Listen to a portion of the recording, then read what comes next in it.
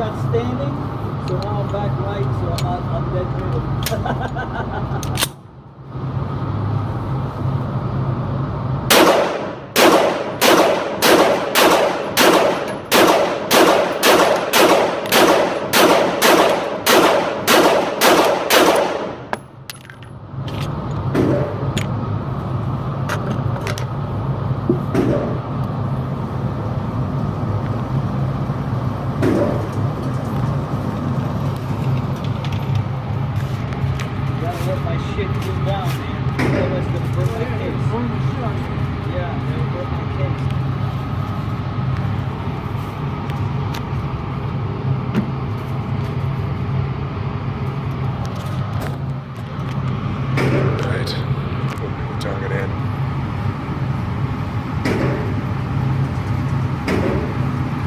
Hard to say how much you guys would have seen.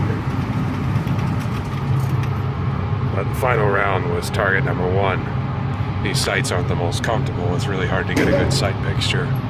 But this is where I started. Not bad, but when you're aiming for here and it's hitting down here, that's a problem. With 1, it's still aiming low, but finally it's just about square. Okay. So, this is what I bring to the range, or at least what I brought today. Glock 19, 9mm. Here's my PMR 30, 22 Magnum. Here's this is my converted Glock 20. Which instead of shooting the original 10mm, it shoots 45, which I have here. Original military ball 1911 ammunition. Turns out the military never made any variations. It's all just 45 ball. Pretty powerful ammo, all things considered. Not quite as powerful as 10mm, but given how much heavier it is, it kind of feels like it. I showed you guys these are the 45 caliber magazines, 13 rounds. This is the normal magazine for the Glock 19. As you can see, holds 15. These are actually meant for the Glock 17. As you can see, there's no holes in the bag. There's just this little thing here. When you can start seeing metal here that tells you it's full. 17 rounds. It sticks out the end of the gun when I shoot it, but it's perfectly functional that way. Magazine, Magnum, long and thin. There's a box of Winchester ammo. Not the most accurate thus far, but out of a handgun, nobody's really surprised, and this gun is still pretty new to me. As you can see, I installed a new barrel. It's got all the fluting here on the barrel. I don't know why they did that, but that's what Kel-Tec offered. And then there's the flash suppressor. This gun is a dragon without it. It's fire. The fireball is huge. Rather than blind myself every time I shoot, I bought the flash hider. Like that. And here is the sub 2000. Now, back here, you see that that's bronze. That's the new heavy to suppress the recoil. This ammo, see, precision, yeah, whatever. Is it here? Yeah, 154 grain match hollow point, 1300 FPS, which is not bad from a 9mm at all. For that muzzle weight, that's pretty good. 465 foot.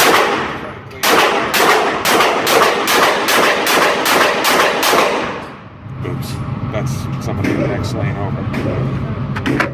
This muzzle velocity is out of the gun about the barrel about this long. You can see right here, the barrel is right about there.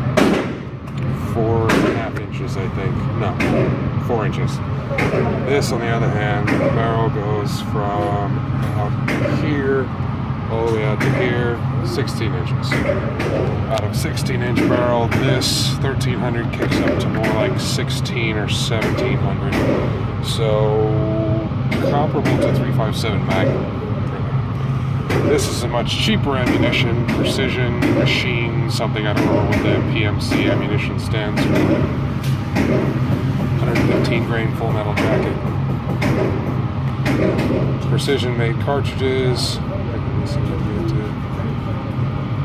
From Houston, Texas. I ordered this stuff in bulk because it's pretty nice to look at, all things considered, and it shoots well. Let me see if I can find another bag of it. Here we go. That's it in the magazine, and this is what I was talking about. You can just barely see the metal inside. That tells you it's full.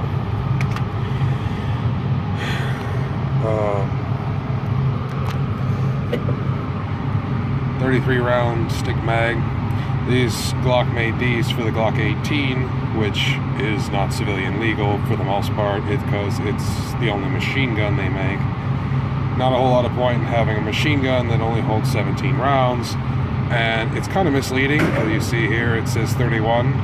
This right here is a +2 extension, so it actually holds 33. That comes standard from the factory. Why they didn't add extra holes, since it's coming from the factory, that way I have no idea. Got the same thing here. You see 17 stock +2. This magazine actually holds 19 rounds.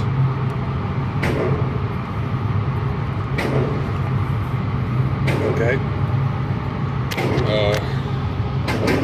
I really came here today just to test the new upgrades that I put into this thing, because in addition to the heavy bolt, which helps cut down the recoil from this ammo, because you know this ammo doesn't hurt to shoot out of this thing at all, because your arm absorbs all of it. But this thing, like the handgun, it's a blowback action, but the bolt travels from about here all the way back to here, pressing the buffer spring back to here as it goes to about this length, and then there's just this cap here. It ends up translating the force through this pin into the stock, and because the bolt's so light, the bolt's actually a lot lighter than this slide is. The bolt's so light that it just crashes into your shoulder. So, and the gun's not very heavy either, but the bolt is the thing that's absorbing the recoil, so it actually hurts to shoot this without an upgraded bolt. So in addition to getting this new heavy bolt, because this was originally just a slightly darker gunmetal gray than this nickel plating, there's also a pad, a pad right here that goes around the recoil spring, and the new heavy bolt hits it, compresses it, bleeds off a good chunk of the recoil. All things considered, it ends up bleeding off almost 60% of the recoil, so good deal, good deal. Just to show you, I suppose I have some plus P ammo I can spare. I'll show you guys what plus P ammo does in my handgun. I'm not going to go too far away. I'll have to spare me just a second. Set this down.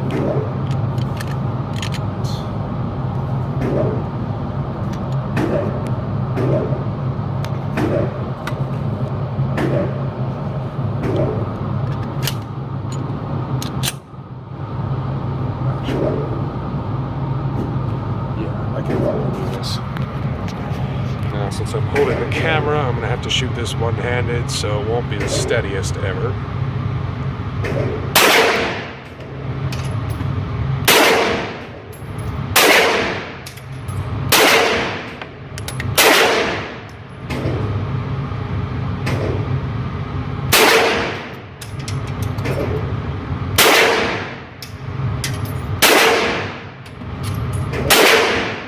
And this thing, using the camera sights. So, not too accurate at this range shooting one-handed, especially not as hard as this stuff kicks.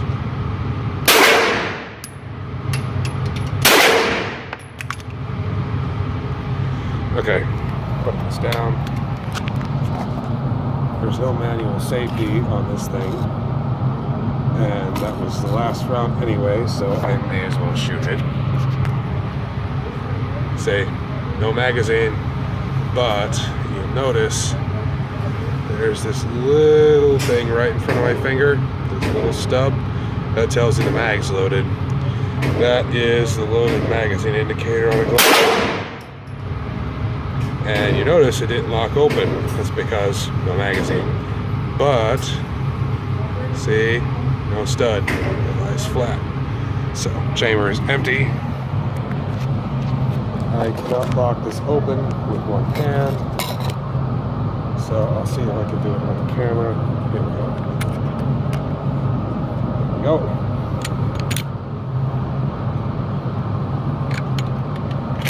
And just to show you the recoil difference.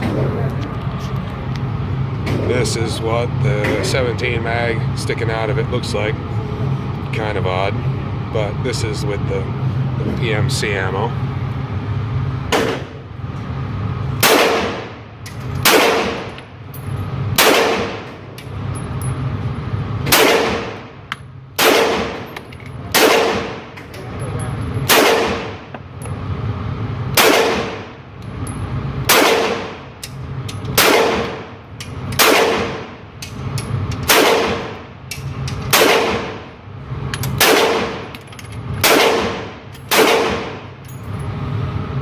Bad.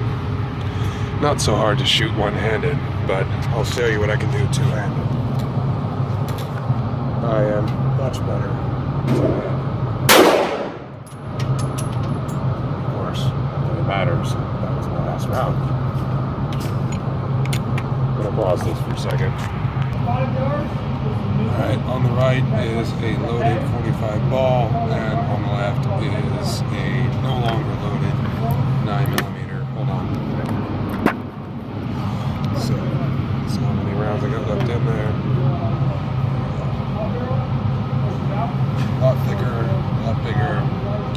This is 230 grain ball. This is 124 grain 9mm, so just over half the mass. So they have a full magazine of 1911 ball. Show you what it does in this. Pause it. Okay. You can see much bigger in my hand.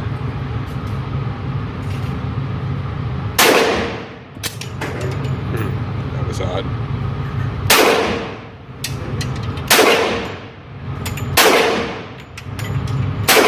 Oh, I know what that was. Alright, 5 rounds.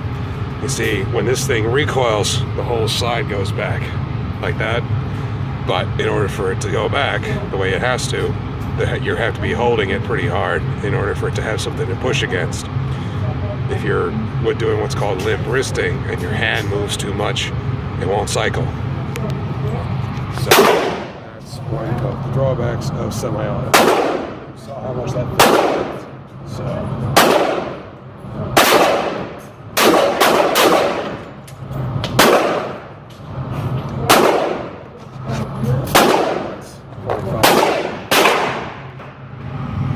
this is a focus.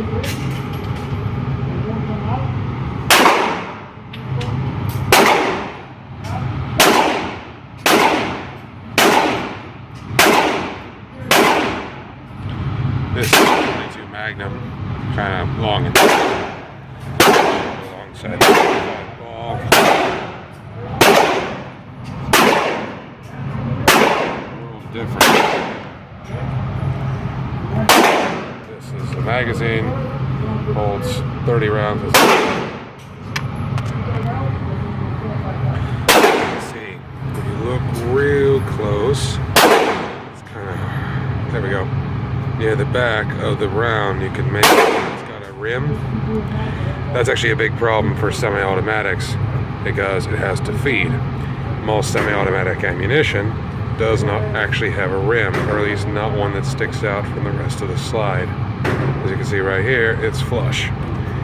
Now the reason why this has one, of course, is that 22 Magnum was originally meant for a lever action rifle, you know, your cowboy rifles, and of course for a revolver. Cartridges for both kinds of firearms usually have a rim. You know, shotguns also, which creates a problem for trying to use magazines for shotguns as opposed to 2 magazines. Much easier. Where to go? Here we go.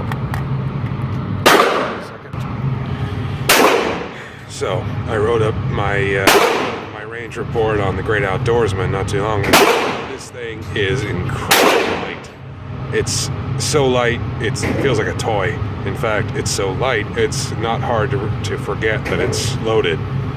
So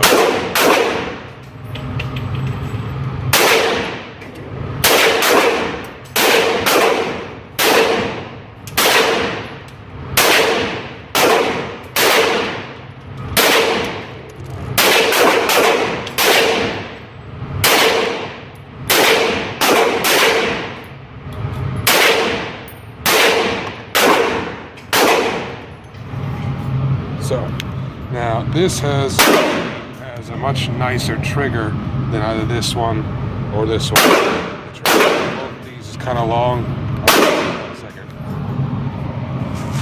Yeah, so there's eel mag release like that. Let's see if I can. See, now watch. And click. Travel, click. Really, really snappy. Let me see if I could do. Nope. Now watch. You notice how much it's already traveled further than the PMR trigger did. It's still got more to go. Finally got it back up and I had to pull pretty hard. This thing right here has a, I think it said 3.5 pound trigger. Most Glocks have a 5.5 pound trigger out of the box, straight from the factory. It's noticeably heavier. This is even heavier still. I think the trigger on this thing is like 8 pounds from the factory. I ordered a new trigger kit for this, and the new springs have come in. But you can see here, this trigger is. The trigger's plastic, and this thing. They do that on purpose. It keeps the cost down. No big deal. And the gun's perfectly functional for most people, but I wanted to be a lot more accurate. And you saw the accuracy problems. Now part of it is, of course, the front sight. This is not meant to be a short-range sight, not like a handgun range sight. So I really need 100-yard range to sight this in, and my eyes are just not good enough to sight it in at 25 yards. So yeah, but the new trigger is aluminum, and so is this. Of course, I got a new spring kit as well. Now this new spring kit has come in. The trigger and the new trigger has not come in. And this thing is a pain to take apart, so I'm waiting until it's all come in before I take it apart, because I can do it once. Alright, I was using this at first, mark which shots I took when, but this thing's about having targets with multiple, center points is really later on. But I'm shooting 20 rounds for a target. Alright. Yeah, that's the end of that. Yo, TGO. Thank you, BulgingSnake, for making TGO possible, and thank you for everybody who reads my pointless nonsense. Bye-bye.